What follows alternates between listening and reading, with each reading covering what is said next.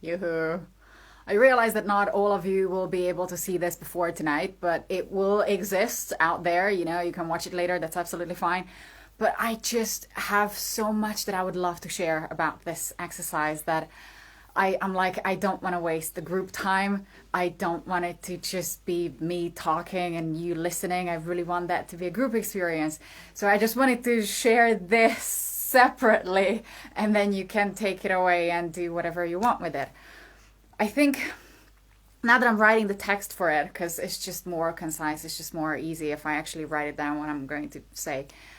I just realized the importance of language. And I really, really hate guided meditations. Or, there's I'm sure there are many multiple versions of it, but I've done like two or three of them when it becomes a psychological game that somebody leads you through this guided meditation, and they're like, well, now you're in a forest, now you're at the sea, now you see a cube, now you see an animal.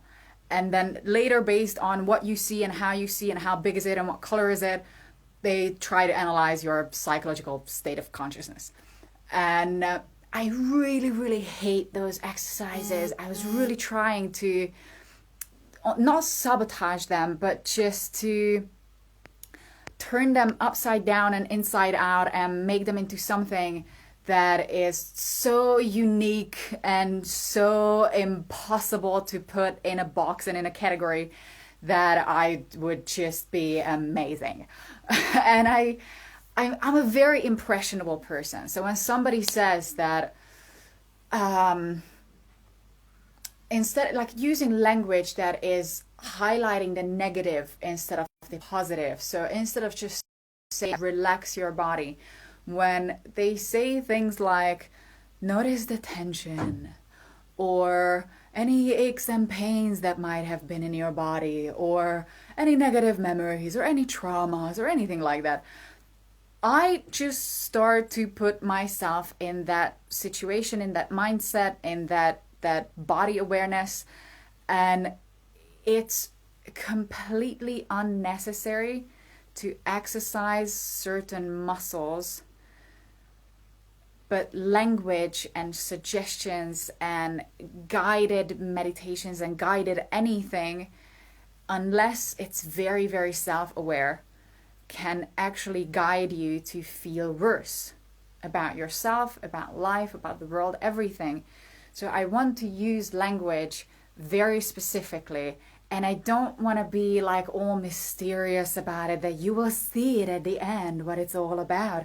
No, I want to be totally upfront about it. By the end of this, we're going to go through a 3-stage lightening of the body. By the end, by the 3rd stage, you're going to hopefully feel into your body so much and actually relax your body so much that you would be able to disintegrate your body so that you are leaving it behind. Hello, gorgeous. I read your message. I'm going to read it again. Just give me a call in a second. When I'm done with this, give me a call. And imagine your body. Okay, I'm back to my train of thought. Imagine your body as if it would be, I'm coming from the filmmaking industry, so I'm always going to be using actors, but it can be just a village, a group of people, a community of people. Your body is a community of cells, organs that organize themselves in different groups. So I'm going to be using actors because it's just easier for my language, but you can just use regular people because we're all acting out roles and characters in our daily life. So imagine a theater group or an in-house casting team who are just actors on standby at all times, and their one and only sole purpose is to move, feel, act, behave. That's what your body is doing. That's what each and every one of your individual cells are doing. And then the cells cluster into tissues, organs, skin, bone, blood, and they all have different roles and characters to play out. And it's you, your mind and your emotional awareness are the writers that are giving you scripts, giving your body tasks to execute. Now imagine that you have very specific talented actors where, hello gorgeous, very specific talented actors who are like, that group are the funny ones. They are the serious ones, like the drama people. They like a bit of horror. They really enjoy eating people alive, or just watching the news, or getting upset about who's doing what, or gossiping. They are the ones who cry on cue like it's fucking Oscars falling from the sky. You can always count on them. Whenever you want a sad moment, whenever you're listening to a horrible song, they just waterfalls. And unless you give your actors constant direction, constant scripts to act out, live out, to move through, they either use your old scripts that you once given to them, because they're feeling sentient beings. If you don't give them attention again and again and again, they feel quite abandoned. That's how your body feels. If you don't move your body, if you don't consciously give it tasks, it's going to fall back on the last time that you gave it any attention. And it might have been a traumatic moment. It might have been an experience when you're like, I really don't want to relive that. But then you just don't exercise parts of your feelings, parts of your bodily sensations.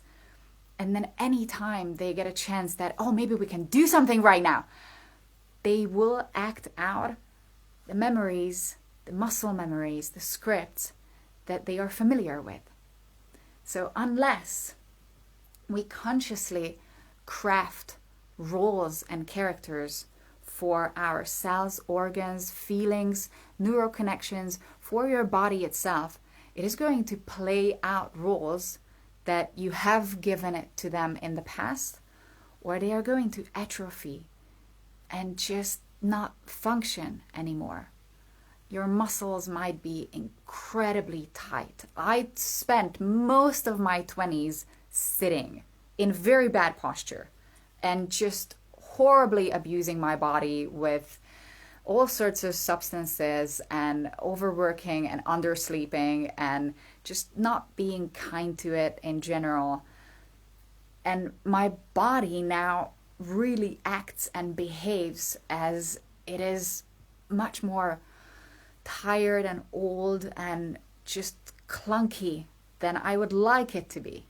If you've seen babies doing acrobatics, holy shit, they can move, bend in whichever way they want. And it's not because they have a tiny body, it's because their tendons, their ligaments, their joints are soft. They can still move and bend and stretch and flex whichever way they want.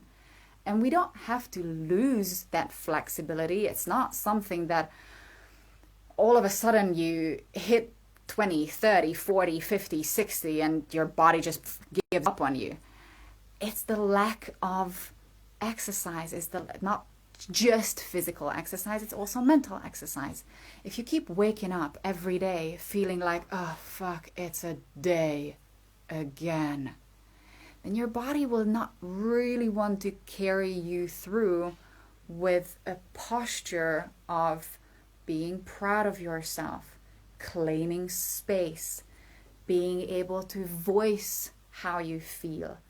You're going to close yourself off more and more, and the scripts are going to say something along the lines of, today we are feeling shit and we're playing small.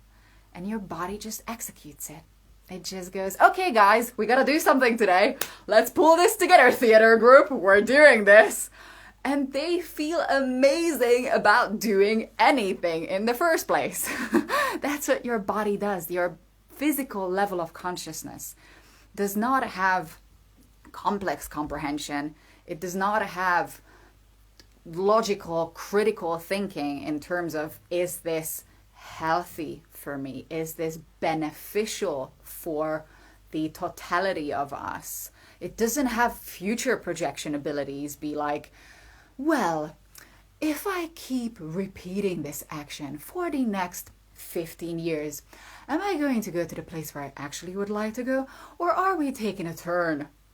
Your body just plays out whatever you give it them to do day by day, minute by minute, second by second.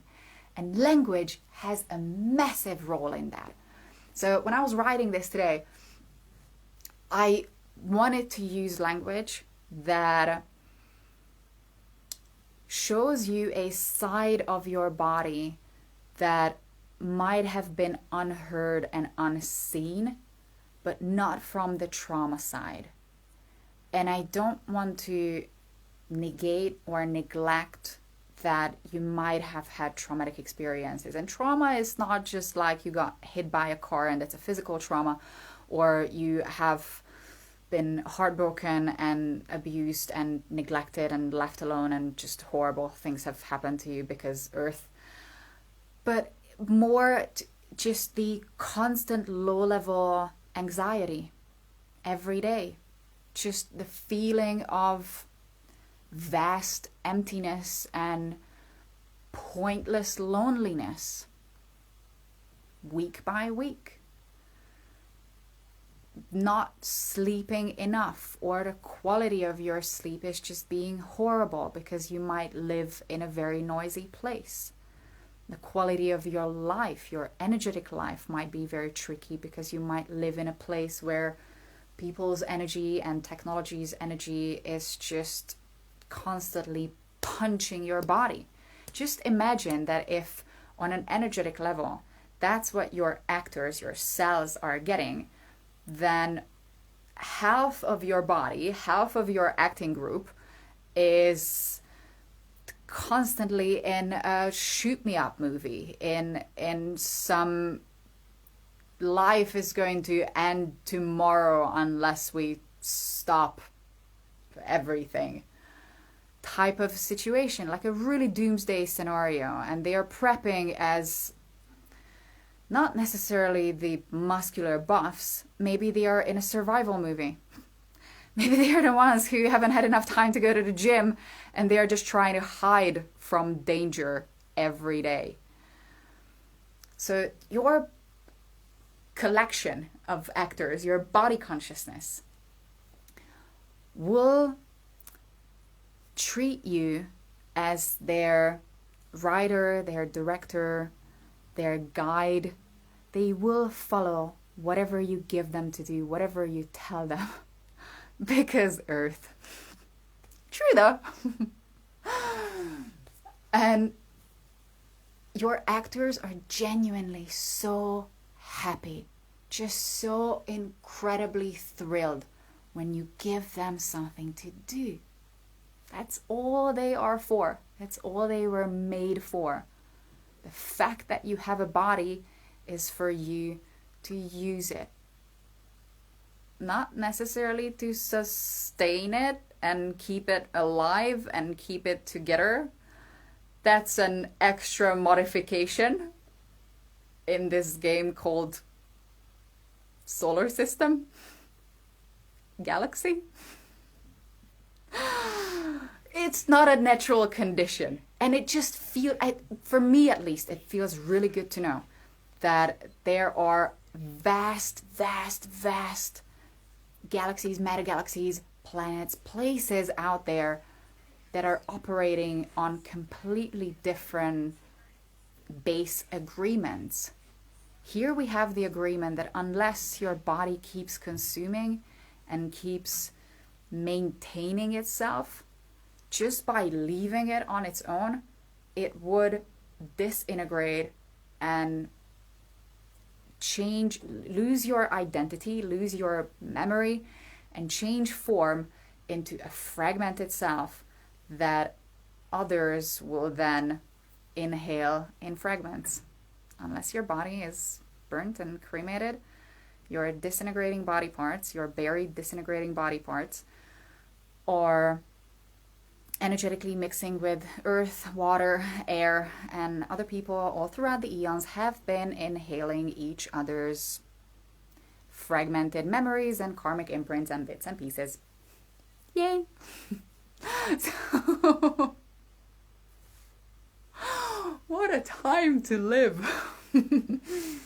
So, when I work with the body, and I just recently started picking back, I used to enjoy Qigong, but I don't follow the teachings. I just pick out moves and I'm like, oh, this feels really good. Like anything that has to do with my lower back, that just feels really, really good because I'm sitting a lot. So I just enjoy moving ridiculously slowly and really, really listening into my micro muscles that, oh, I have muscles there. I can move that certain part of my body. I can feel that part of my body. And when I do start to move it, I realize that, oh, I haven't moved it in ages. So now it actually hurts. And it might have a lot of tension. It might store memories. Like muscle memory is such a tricky thing. Your body really remembers when was the last time that you felt this way. Not just with smells. They do say it a lot with smells, that smells can bring back memories like that. It's muscles as well. Your body reminds you the last time that you felt or moved exactly this way or kind of this way. And so I just wanted to say that today we're going to go through, I haven't measured it. I'm swear to God, I'm going to just read it out loud to myself and just have a little timer on it that how long does this take, and if it's too long I'm gonna cut it down because I spend a lot of time in exercises like that. So sometimes I spend an hour and a half just through this lightening process because I really enjoy slowly feeling into my body. But I don't want to do that to the whole group. Some people might be just like, okay, I know it already, let's just move on. So I'm just splitting the difference today, and the recording is going to stay with you. So if you want, you can really, really take your time with that.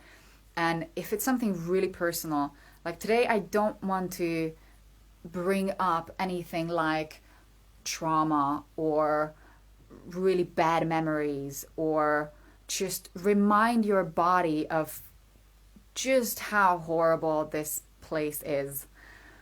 So I'm coming from the positive side, that how can we be grateful for what we have, and how can we remind ourselves, hello gorgeous, how can we remind ourselves to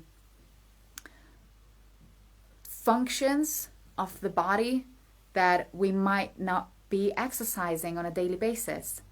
We might not even be comfortable with the fact that we have a body, but it actually has functions. It really does connect to the physicality, to your spirit, to source, to parts of yourself, versions of yourself that have much expanded consciousness compared to your physical awareness.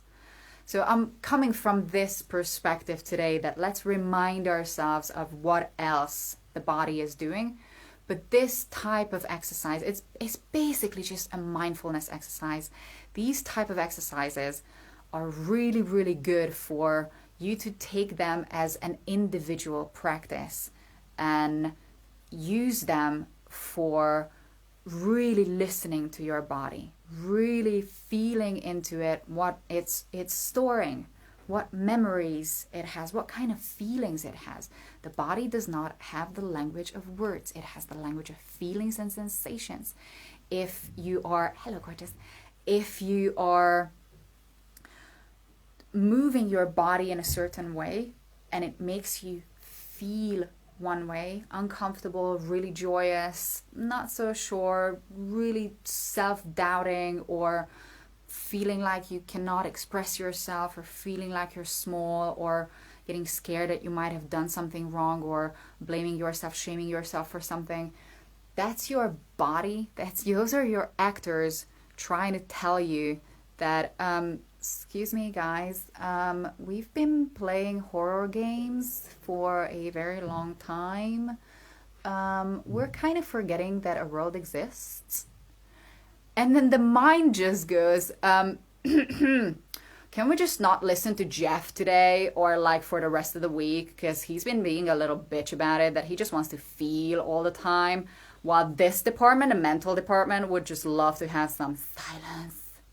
Can we just have some silence and meditate like without words? Can we just not feel, just sit cross-legged and just zone the fuck out? And your body just really wants to speak up that, hey guys, I don't think that this apocalyptic scenario is good for all of us. I think we can create scripts and scenarios that make us work differently. We don't mind what we play, but if we could have a choice, we would like to play more joyful, connecting emotions. We would like to see more scripts around how can we be generous? How can we do something together? How can we do something for each other? How can we be kind to ourselves?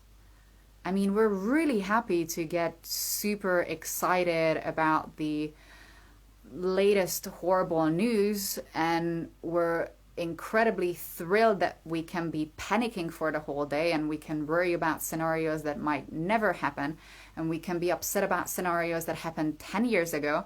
But if we can get some creative writing going on in here, we would really appreciate that. So if you want, please do go back to these exercises. Literally this morning, I realized that I had a strange dream, a very, very strange dream.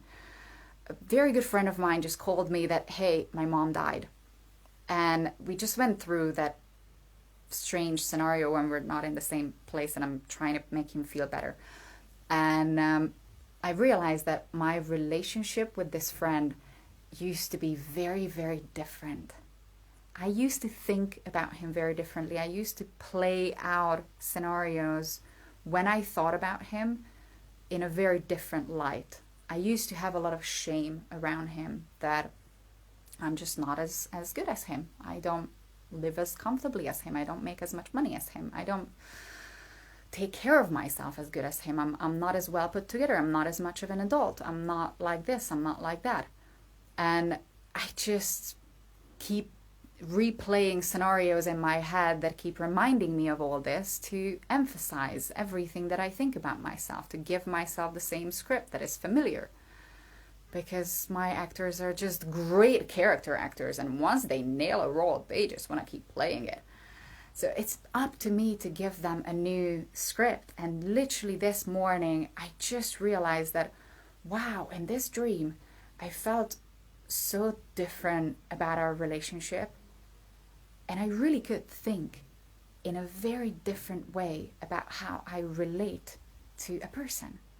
And it's the same way with your body, with your each and individual cell. That you could just ride a whole new relationship and your body will be more than happy to act it out for you and with you. So, I'm super excited about today. And I realize that not everybody is like comfortable in front of camera, and not like I am. I still don't like my face on camera. I still don't like how my voice sounds on camera. But by this point, I just got used to it. I'm like, I just don't care. It's a way for us to connect. So you don't have to share anything. It would be really nice if we do know something about you. I'm going to bring in at the end just a bunch of options and just thoughts that how we could take this further, just so that you have something to take away and ponder upon and be like, yeah, I would really like to do that. But it's really up to us how we want to come together and how we want to keep coming together. And, just from my experience, I've just done a bunch of different self-development courses and exercises, and I studied drama, so I have a lot of those drama games, and like that's just in my nature that I just have like I have my little library of just things, how things that people can do, and activities and circumstances and scenarios and containers, how people can interact with each other. But it's completely up to us to be like, this is what I need. This is what I would like to get support with. This is how this is where I am in my life right now. These are the things that I would be interested in doing and being involved with, and see how we can be there for each other for that. And yeah, so it's not an obligation to share at all. The whole point of the exercise today is to leave behind all agreements and categories and associations. So I'm not going to ask who you are. I'm not going to ask where you're from. It's just going to be who you are as a being, how you feel, because that's what I'm interested in. And it doesn't have to be pretty. Mine is not pretty. I'm getting there, but it's not pretty at the moment. But I guess for me it comes from the body of the mindfulness, the body awareness, that my mind tried to tell me for such a long time that it's okay, I'm fine. And my body just tried to fight against it so much. And I was just silencing my body in many, many ways. And when I stopped doing that, in the beginning it just flooded out. It's like, all right, this is all the shit that you've been not listening to. Now Jeff has to something, so he just got something to speak up about. Feeling hour. And now I'm at a point when I've sorted out some of that, but I can definitely see that there are certain things that I feel stuck with, and I would love to solve them, and I haven't had a solution for them maybe in 20 years. And I'm getting emotional about it. I will cry a lot. Just trust me on that. And I don't know if this is a solution. I'm not putting it on anyone as a burden. I think it's just, I personally, when I started looking inside, I personally think that the overarching largest issue is that we're lonely. We feel lonely. We feel like we have to figure shit out on our own, because nobody really cares, nobody really listens, nobody really understands. And just in general, we shouldn't burden anyone with our problems. And there's just so much pressure around looking good or looking a certain way or posting things that paint a certain picture. And it's not how my life is going. It's not how most of my life have been. So in the beginning I tried to keep up with the appearances, and by now I'm just like, I don't enjoy that life. I can try to pretend that everything is okay, but if I really ask myself, do I like to live with myself? Do I like to be in myself? It's not always a yes. And I'm learning how to turn roles that I've been playing out into much more positive and helpful roles. And it's a process. It's a day-to-day process. Some days are a bit easier, some days are just forget about it. So I instead of, I shouldn't say this in public. Oh God, okay. Now it's too late. Okay. When somebody says that I'm like a Rishi level identity, if you would be, your body would be able to turn itself into light. So don't be like, oh, everything is fine. Just go to your higher self and it's all fine. Dude, your body is still the one that I'm looking at. So until that shit is sorted out, don't fucking tell me that everything is okay. Yes, exactly.